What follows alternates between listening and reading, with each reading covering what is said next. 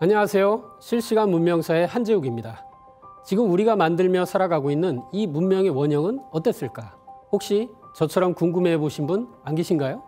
오늘은 저와 함께 영화 아바타에서 원형 문화 코드를 찾아보겠습니다.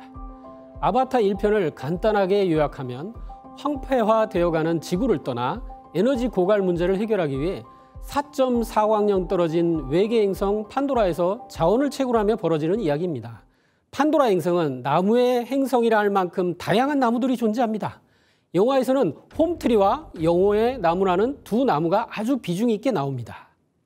홈트리는 나비족에 있어 정신과 육체를 모두 아우르는 거대한 집이며 신성한 나무입니다.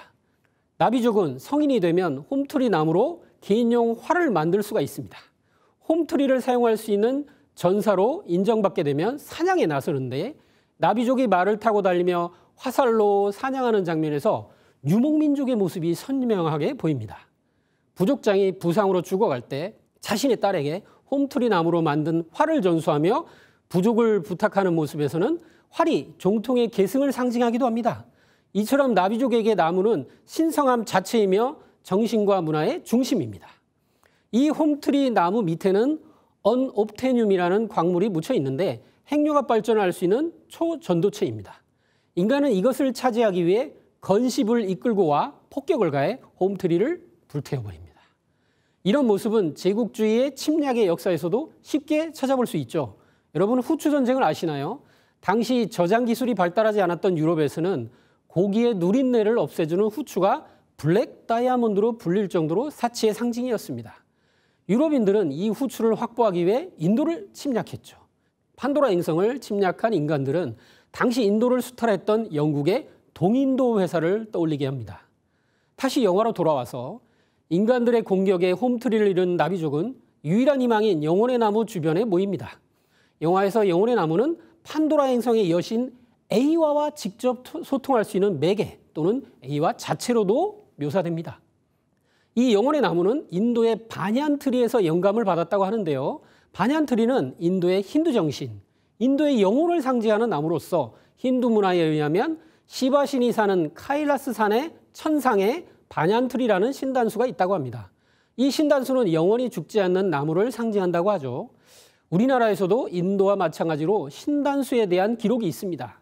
삼국유사에 환웅이 3,000명의 무리를 이끌고 태백산 신단수 아래 내려왔다는 기록이 그것인데요. 신단수는 지상의 인간이 천상의 신과 하나가 되는 것을 매개하는 가장 성스러운 나무를 의미합니다.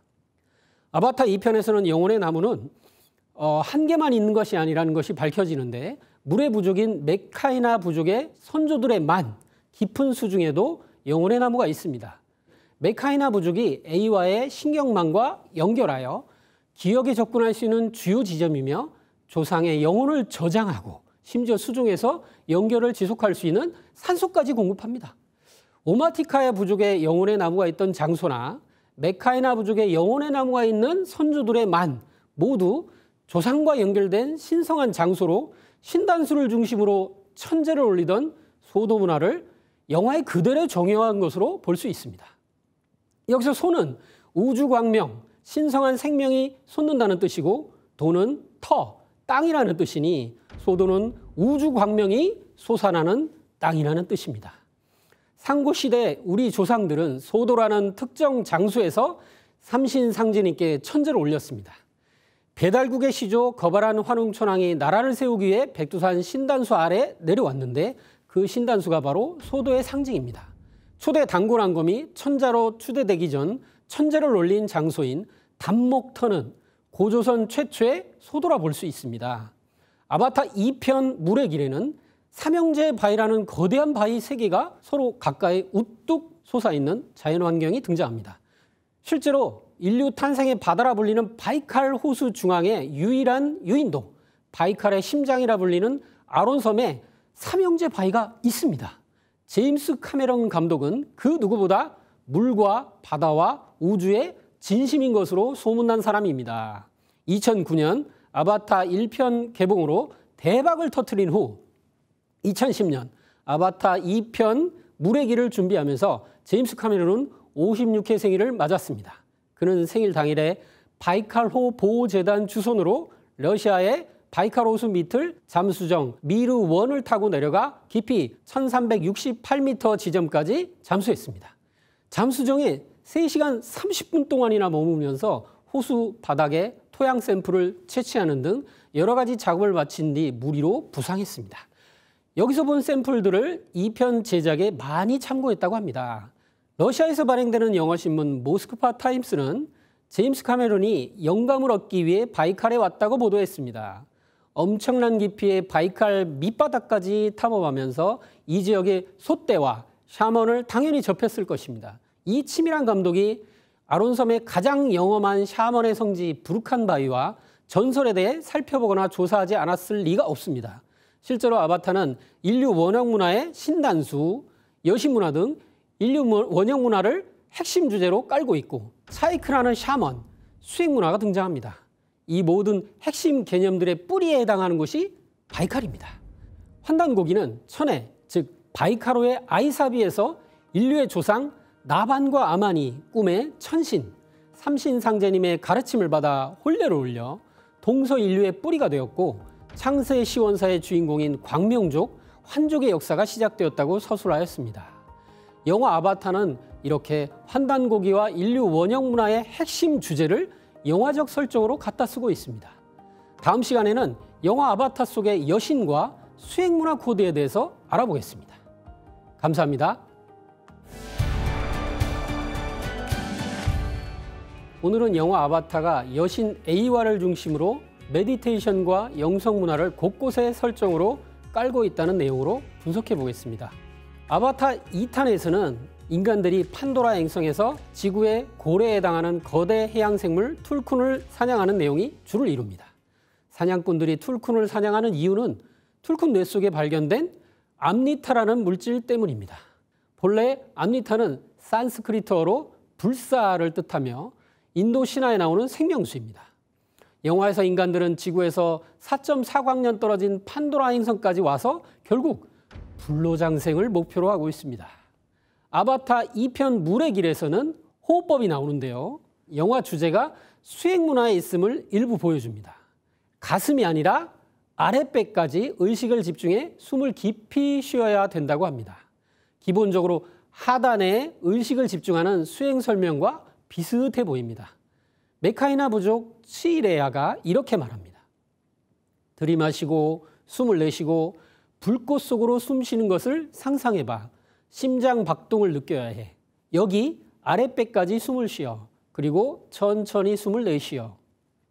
여기에서 불꽃 속으로 숨 쉬라는 말은 마치 수승화강으로 화후가 열리는 수행현상과 문화, 부드럽고 깊은 호흡, 무화, 강하고 의식적인 호흡에 해당하는 말처럼 들립니다. 도전문화 북콘서트 2부 종도사님께서 이런 도훈을 하셨습니다.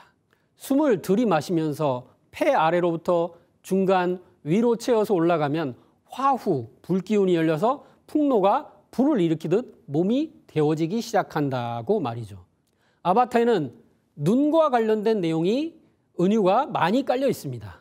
아바타 1편은 인간인 제이크 설리가 눈을 뜨면서 시작하고 아바타로 옮겨온 제이크가 눈을 뜨면서 끝납니다. 눈으로 시작해 눈으로 끝나는 것입니다. 그레이스 박사를 살리는 수행을 할 때도 차이크는 그레이스의 영혼이 에이와의 눈을 통해 다시 돌아와야 된다고 말합니다. 또한 나비족의 인사말이 나는 당신을 봅니다. 인 것도 마찬가지입니다. 감독은 곳곳에 눈에 대한 설정을 심어 놓았는데 이는 동방신선학교의 무병장수 도통수행법에서 볼 때 큰 의미가 있습니다. 우리 몸에는 물리적인 눈인 육안 2개가 수평으로 있는데 영안이라는 게 있다. 우리 몸에는 신비로운 눈이 여러 개가 있는데 이번에는 이걸 다 열어야 된다. 개벽이 오는 것을 직접 보고 내 가족을 살리고 세상과 더불어서 이걸 나누기 위해서. 네이티가 이렇게 말합니다. 하늘에서 온 자들은 가르칠 수 없어. 바라보는 법을 몰라. 그럼 바라보는 법을 가르쳐줘. 그건 아무도 가르칠 수 없어. 친구 노음은 또 이렇게 말합니다. 내 앞에 당신이 보인다가 아니야. 당신의 내면을 봅니다. 하지만 그냥 I see you 그러는 거야. I see you. 영화 아바타 주제곡의 제목이면서 가장 인상적인 대사입니다. 나비족은 자신의 종족뿐 아니라 사냥한 동물들, 조상들 여신 에이와에게도 이렇게 인사합니다. 나미족들이 I see you 라고 인사할 때 자세히 보면 한결같이 이렇게 앞이마 쪽에 올렸다가 상대방 쪽으로 내미는 예를 취합니다. 그런데 앞이마는 우리들의 영적인 눈이 있는 곳입니다. 그래서 이것은 이런 해석이 가능합니다.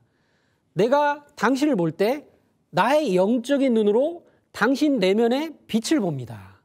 이런 관점으로 나비족의 인사법을 보게 되자 제임스 카메론이라는 사람에게 다시 한번 놀라게 됩니다.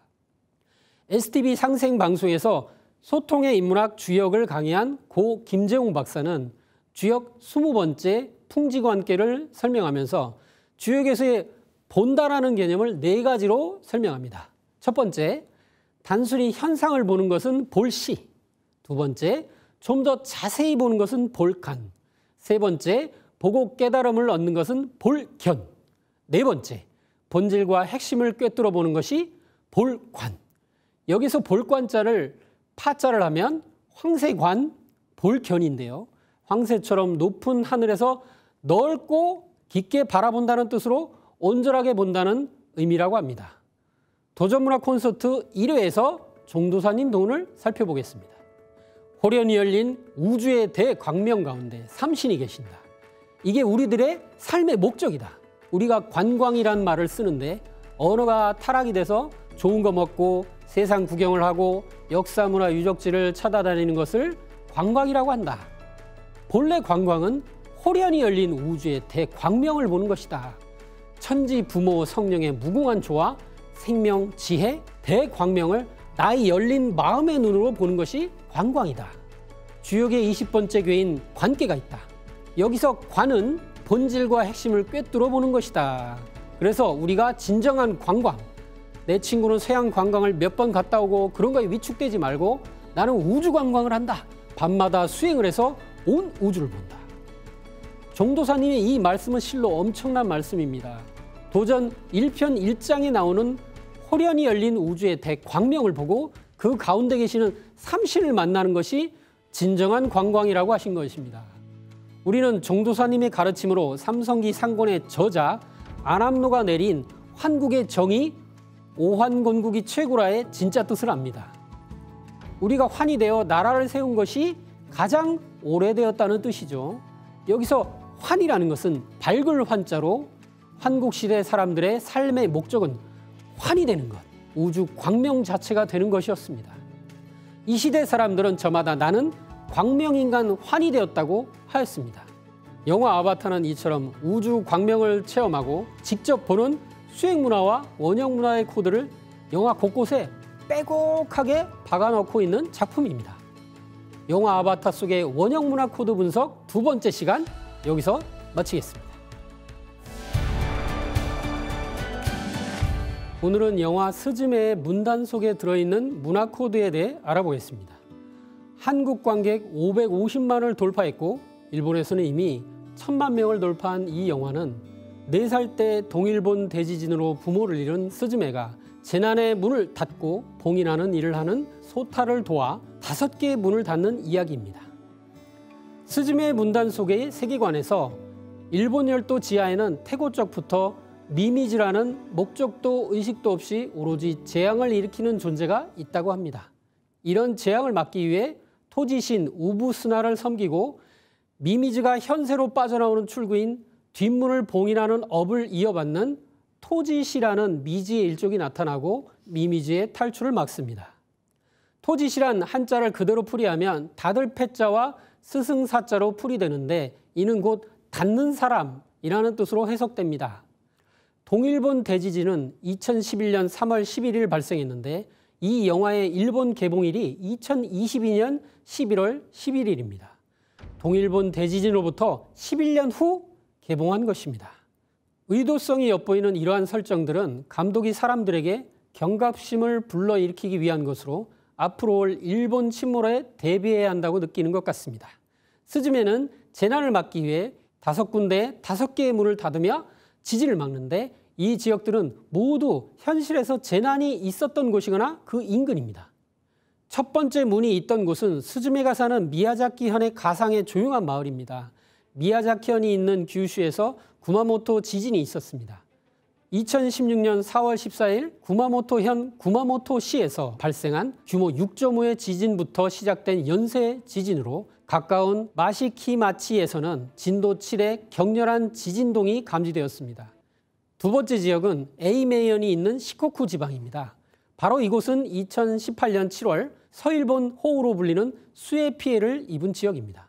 총 강수량이 1800mm가 넘었고 200명이 넘는 사람들이 사망합니다. 이번에도 문을 닫아 수해 지역에서 다시 일어날 재난을 막은 스즈메는 이후 관서지방 효고현의 고베시로 이동합니다. 고베는 1995년 1월 고베 대지진이 일어난 곳으로 사망자 6,400여 명, 부상자는 2만 7천여 명에 달했고 20만 명의 이재민이 발생합니다. 일본에서는 동일본 대지진이 발생하기 전까지는 최악의 지진으로 기록됐습니다. 고베 재난을 막고 이제 스즈메는 도쿄로 이동합니다. 영화에서 소타는 도쿄에서 일어났던 100년 전의 대지진도 미미즈가 일으켰다고 말하는데 이것이 관동 대지진을 의미합니다. 관동 대지진은 리히터 규모 7.9에서 8.3 사이로 7분 정도 지속되었습니다. 14만 2천 명 이상이 사망했고 3만 7천 명이 실종되었습니다. 이로 인해 사상자와 실종자는 동일본 대지진의 6배, 고베 대지진의 16배입니다. 작품에서는 도쿄의 지하철 터널 구멍으로 미미즈의 몸통 전체가 빠져나오는데 다이지는 스즈메에게 사람들이 엄청 죽을 거라고 무서운 경고를 합니다. 영화에서 그려진 이 내용은 도쿄를 진원으로 하는 진도 7 이상이 될 수도 지카 지진에 대한 불안감과 경고의 메시지를 담고 있습니다. 실제로 도쿄 도방재회의 지진부에는 2022년 5월 25일 수도 지카 지진 발생 시 예상되는 피해를 발표했습니다. 사망자 6,100명, 부상자가 9만 3천 명, 이재민은 299만 명이 넘을 것이라고 예상했습니다. 그러나 이것은 일본 정부의 예상일 뿐이고 실제 지카 지진이 발생하면 상상을 초월하는 대재난이 될 것입니다. 증산도 도전 2편 139장을 함께 보겠습니다. 일본은 불로 치고 서양은 물로 치리라. 세상을 불로 칠 때는 산도 붉어지고 들도 붉어져 자식이 지중하지만 손목 잡아 끌어낼 겨를이 없으리라. 상제님께서는 앞으로 일본에 닥칠 큰 재난에 대해 이렇게 경계하셨습니다. 작품에서 마지막으로 이와테현이 여행의 종착지이자 스즈메의 고향인데 2011년 3월 11일 동일본 대지진 피해 지역입니다. 동일본 대지진은 일본 지진 관측 역사상 최고 규모인 매그니튜드 9.1을 기록했고 쓰나미가 발생해 1만 5천여 명의 사망자가 발생했습니다. 신카이 마코토 감독은 동일본 지역에 괴멸적 피해를 입힌 재앙을 이후의 젊은 세대에게도 알려주고 싶었다는 이야기를 전한 바 있습니다. 여기서 5번째 문을 결국 찾아내는데 이번에는 스즈메 혼자가 아니라 요석으로 역할을 하던 다이진과 타다이진이 함께합니다. 문 안의 저 세상에서는 미미즈의 진짜 모습을 보게 됩니다. 신적 존재로서의 미미즈는 지진과 화산을 상징하듯 불타는 용암과 재, 나뭇가지 같은 모습이 뒤엉켜 있습니다. 스즈메가 도쿄 지카 대지진을 막았을 때도 경악스러운 장면이었지만 미미즈의 본체가 문을 통과해 불바다가 벌어진 것을 보면 분명 일본 침몰이 일어날 것이라는 것을 느낄 수 있습니다. 신카이 마코토 감독도 우리는 앞으로도 이런 일을 계속 겪게 될 것이다. 흔들리는 나라 위에 살며 땅이 흔들린다는 상상에 겁을 먹고 살고 있다. 그런 나라에서 나오는 이야기를 만들고 싶었다고 밝히기도 했습니다. 그리고 문은 일상의 심볼이라고 생각해요. 우리는 매일 아침 문을 열고 다녀오겠습니다 하고 가고 왔습니다 하고 문을 닫고 집으로 돌아옵니다. 재해라는 것은 그러한 일상을 단절시키는 일이라고 생각합니다. 아침에 문을 열고 나갔는데 돌아오지 않는 것이죠. 생각해보면 다녀오겠습니다는 아주 의례적인 인사말이지만 재해나 사고의 순간에 부닥치면 이 말만큼 듣고 싶은 말이 없습니다. 다녀오겠습니다. 다녀왔습니다. 평소에는 아무 말 아니었던 그 말 한마디가 사고로, 병으로, 지진으로, 재난으로 누군가를 잃어본 사람에게는 너무나 사무치게 그립고 반가운 말일 것입니다. 이 영화는 일본 침몰에 대한 불안감을 담고 있습니다. 자연재해와 재난에 대해 누구보다 깊은 생각을 하고 사람들의 마음을 치유하고 싶어하는 감독의 고민에 천지에서는 상제님 진리를 알아야 된다는 영감을 던져준 것이 아닌가 생각해 보게 됩니다. 다음 시간에도 스즈메의 문단속 2번째 시간으로 찾아오겠습니다. 감사합니다. 안녕하세요. 실시간 문명사의 한재욱입니다. 스즈메의 문단속에는 다이진과 사다이진이라 불리는 고양이 2마리가 등장합니다. 일본 열도에 깃든 재앙의 신 미미즈가 저 세상과 연결된 뒷문을 통해 이 세상에 나오면 재난이 일어나는데 다이진들은 이를 억누르고 뒷문을 봉인하는 봉인돌, 결계석이라고 할 수 있습니다. 신카이 마코토에 의하면 변덕스러운 자연을 상징하는 캐릭터를 고민하다 일본 신사에 있는 2개의 석상을 보고 영감을 받았고 개인적으로 고양이를 좋아하기 때문에 만들어진 캐릭터라고 합니다. 그런데 이 석상들은 한국에서 건너간 문화입니다. 일본의 신사나 절 입구에 가면 사자 모양의 조각상이 있는데 다이지는 코마이누에서 많은 영감을 받았다고 생각됩니다. 코마란 고구려를 뜻하는 말이고 이누는 개를 뜻하는 말이므로 코마이누란 고구려 개라는 뜻이 됩니다. 일본의 고대 역사학계의 거두이자 대표적인 지안파학자로 명성이 높은 우에다 마사아키 교수는 코마이누는 고구려개라고 잘라 말합니다. 코마는 원래 고려개, 고구려개라고 했는데 명치 이후에 고려와 음이 같은 한자 박으로 바꿔버렸다는 것입니다. 한 예로 나가사키의 유명한 스와 신사에는 유독 코마이누가 많다고 합니다. 금강일보에서 소개한 내용에는 이곳 본전 옆에는 코마이누의 우물이 있는데 코마이누 석상 위에는 분명히 고려계의 우물이라고 새겨 있으나 그 왼편 안내편에는 한자 고려가 아닌 일본어 코마라고 소개하고 있는데 이것은 고려라는 국명을 감추려는 의도인 것 같다고 했습니다. 일본인들의 정신적인 고향인 신사나 절 앞에서 고구려계는 숱한 세월을 흐르고 있지만 제9시를 단단히 하고 있습니다. 불교 문화에 부처님의 극락세계로 들어가기 위해서는 천왕문을 통과해야 합니다. 천왕문은 부처님의 불법과 구도자들을 지켜주는 수호신인 사천왕이 안치된 전각입니다. 도전 9편 38장에는 상제님께서 금산사 천왕문의 상량을 커다란 구렁이로 만드신 공사가 있습니다. 여기서 구렁이가 천왕의 목소리로 죄 지은 사람들은 다 나와라고 했습니다. 죄를 지은 자는 천왕문을 통과 못하니까 불법의 세계로 들어갈 수 없다는 말씀입니다. 그래서 정도사님께서는 금산사 성지순례에서 정법의 수호신이 될 때 부처님의 불국토 세계로 갈 수 있는 것이다고 하셨습니다. 그런데 불교에서는 사천왕과 더불어 금강역사도 불법의 수호자라고 합니다. 금강역사는 꼭 2명이 쌍을 이루고 사천왕과 마찬가지로 절의 입구나 부처님을 마주하는 공간의 입구를 지키고 있습니다. 앞에서 말한 일본 신사 입구에 코마이누 상이 하나는 입을 벌리고 다른 하나는 입을 다물고 있는 것과 똑같은 것입니다. 아형 금강 역사는 말 그대로 아 하고 입을 벌린 채 공격하는 모습을 취합니다. 후명 금강 역사는 훔 하고 입을 다문 채 방어하는 자세입니다. 영화 속 다이진의 모델인 신사를 지키는 코마이누와 사찰을 지키는 금강 역사 모두에 아형과 후명이 있습니다. 아와 훔은 불교 경전에 사용한 버머, 즉 산스크리트어의 시작 아와 마지막 훔소리입니다. 아훔은 부처님의 말씀을 처음부터 끝까지 지키겠다는 의지를 보여준다고 할 수 있습니다. 그런데 반재현 국학 박사는 이 산스크리트어가 산수 가림다, 즉 한글의 원형인 가림토에서 나간 것으로 주장합니다. 신채우 선생님의 조선 상고사에 나오는 산수 가림다가 여진족 발음으로 산수 그리토, 그것이 인도로 건너가면서 산스크리트가 된 것으로 유추해 보는 것이다.